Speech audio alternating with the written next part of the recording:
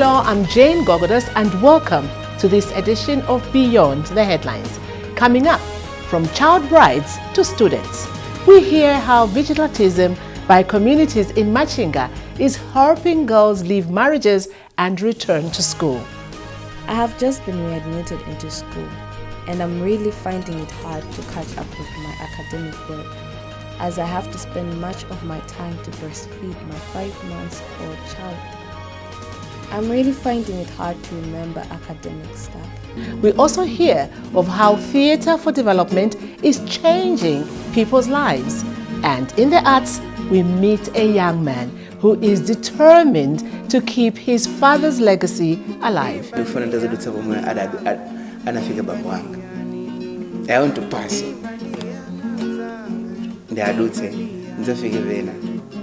Glad you could join us, and once again, welcome to Beyond the Headlines.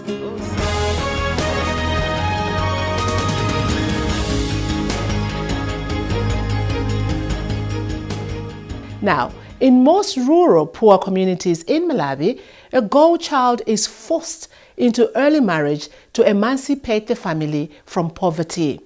In some communities in the north, they call it Kupumbira, Kutomera in the south, and Chiwongo in the center. All these are cultural practices that force young girls into marriage. In Machinga, there is a serious movement to end these cultural practices and get the young brides back to school, as Bernard Kankono found out on his recent visit to the district.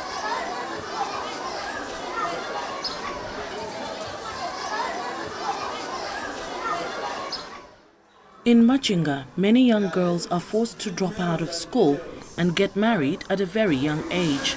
Yes? Relationships among people. Okay? Yes? Relationships among peers. For one Ruth, not her real name, of T.H. Walo, this was her fate. In 2020, Ruth was forced into marriage out of peer pressure. All her friends had gotten married and bragged about it.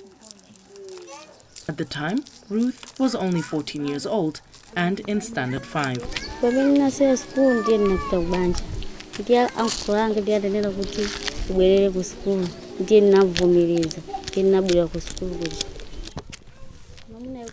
Being married at a young age, life was difficult. My husband, who was then 17 years old, was very abusive. He could beat me for no reason, and he could hardly provide for the family with the basic needs like food and a good shelter. Morally, my husband wasn't upright.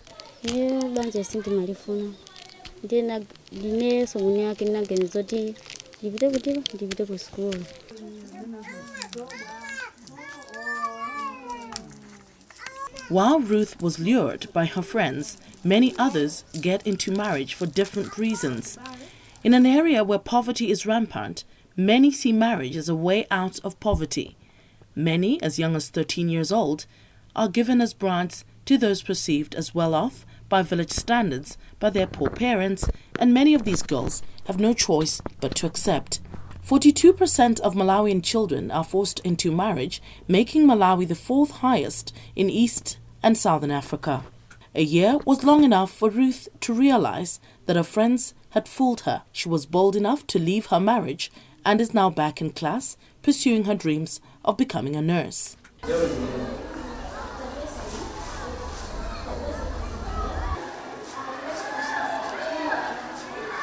good, thank you. So can you grab hands for her? Alright, now let us look at the types of interpersonal relationships. Unlike Ruth, who has been able to get back on track with her schoolwork, however, some girls who've been rescued from child marriages have been finding it hard to cope up. I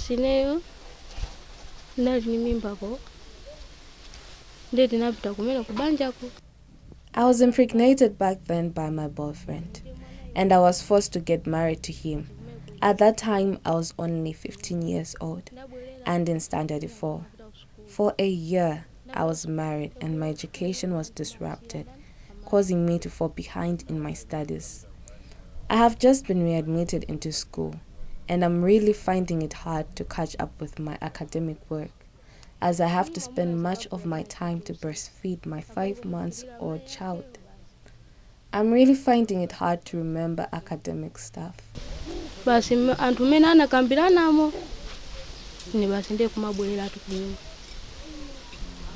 In the first days after being readmitted to school, after spending almost a year in marriage, made me feel ashamed.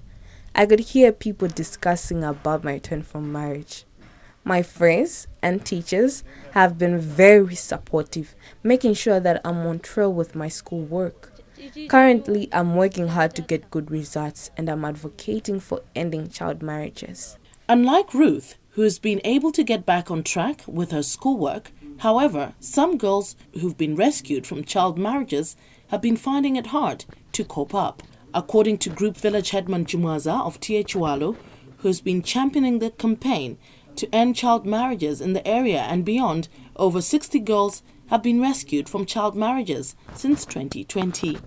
Tima achosa makwati awana kutesa mabanja kwa kupitisa ku school.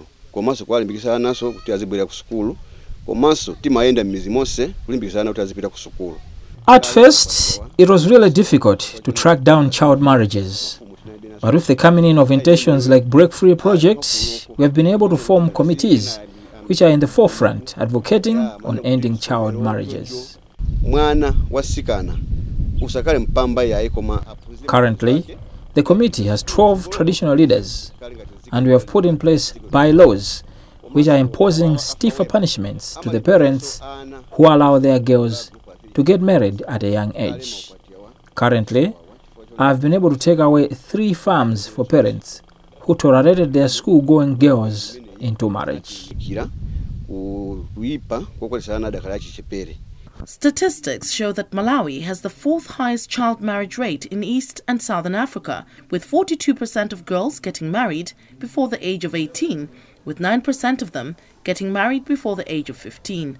For many girls who've been rescued from child marriages like Ruth, the journey back to academics has not been easy, but with determination, it has been proven that it is never too late to pursue their dreams. Alright, now let us look at the types of interpersonal relationships. While some cultural practices are to blame, peer pressure is also forcing some of them into early marriage as they see their colleagues as making it, while they wallow in poverty. Thanks to Break Free, a project by Plan International Malawi, this narrative is changing for communities in Chihuahua in Machinga. But what exactly are the changes? Jodawe Kuzeni is the project officer for Break Free. Mr. Kuzeni, welcome to Beyond the Headlines. Plan International has been here for 2.5 years with the Break Free project. Looking back, what would you say have been the achievements? Yes, we have been implementing this project, Break Free, here in Machinga since 2021. It's almost now 2.5 years since we started implementing this project. And surely we have seen achievements, positive developments emanating from the interventions that we are carrying out in this community. Just to mention a few, we've seen I would say active participation of community beneficiaries, which is very important if we are to look at the achievements of the project really coming out. But most importantly, I think we've got notable issues, developments in the communities. For example, we have a school called in Sakaru Primary School. It's a junior primary school, which when we were coming, it was not the way it is today. It was a school constructed with local materials, like you talk of glass, no walls, just using poles as its wall. So when we did launch the project, a number of stakeholders were very much interested, and people were passionate to ensure that we have a structure and creating an environment which is conducive for the learning of children. And indeed, as I'm talking now, we've got 2 structures which provides 4 classrooms where now learners are able to sit in class, they're able to learn in a conducive environment as compared to the time we came to this community. Yeah, so I think that's one thing, but we have also seen like ministries, like Minister of Health, seeing the increased budget allocation on issues of health.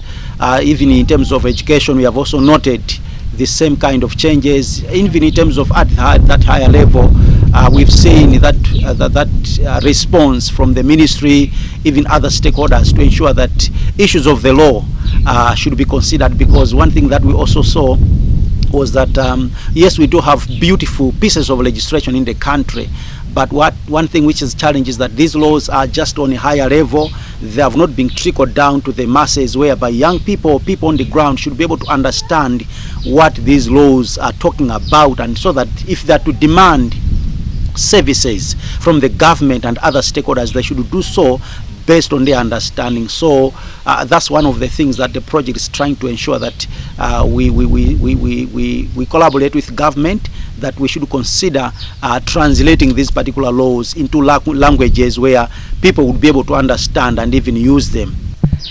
You've been here for the past 2.5 years, and then also the project is about to go on for the next 5 years, is it? Yes. And how sustainable will it be after you guys have gone? Yeah, one other aspect, as I talked about issues of the laws and policies, is to ensure that the people in the communities do understand issues to do with the admission policy. We do have structures in school environment like mother groups. In the communities, we do have the child protection committees and young people who've also been capacitated in various issues.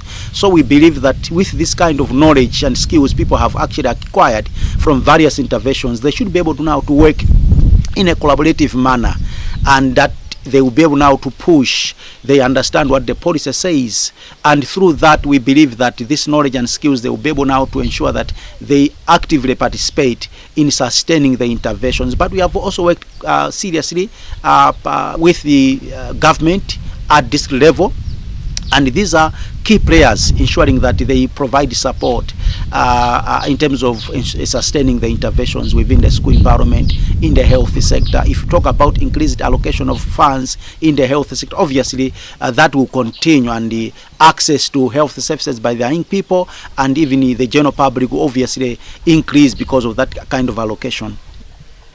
We noticed when we were in one of the areas that the youth were acting and to give out their messages. Just how impactful is Theatre for Development insofar as your work is concerned? Very, very important. Indeed, actually, Theatre for Development is also another aspect within the project which we thought it is important to also build capacity, that in terms of raising awareness of issues of the law, issues of harmful cultural practices, and other challenges that impact the lives of young people in the community. So we thought we should be able to build the capacity of young people who stay right in the communities, that they can actually raise awareness to the general public. So Theatre for Development is a key aspect, is key activity or intervention done by the young people, and they will be able to move around the communities. Actually, we have also supported them with a PA system so that they can actually reach out to as many people as possible with a number of information, different pieces of information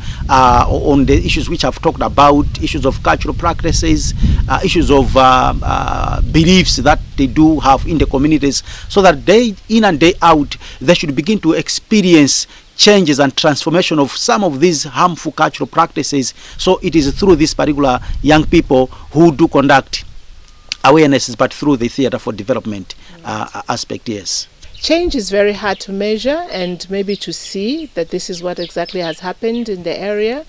Just how do you ensure that you are able to know that you have done the best that you can?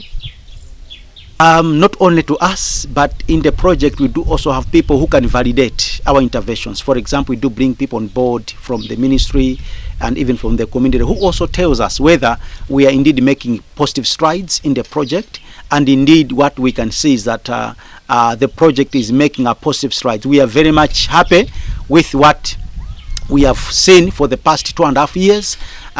Even the donors were also impressed when they looked at what we have delivered, because even the way we do harvest our outcomes is totally different with the normal way of doing evaluations or assessment of the project. We do that kind of deep assessment so that we have got tangible evidence of our outcomes. So based on what we have shared with the donors, I think they are also very happy. Even us, we are very happy, but we already see that there's room for improvement. We would want to do the best. We would want to do beyond what we have done. So that's basically what we are looking forward. But I think most importantly, we look at the environment is very conducive, country-wise, community-wise. We see that it's an environment where we can indeed do the best. We can also push to ensure that we indeed achieve the very goal of this particular project.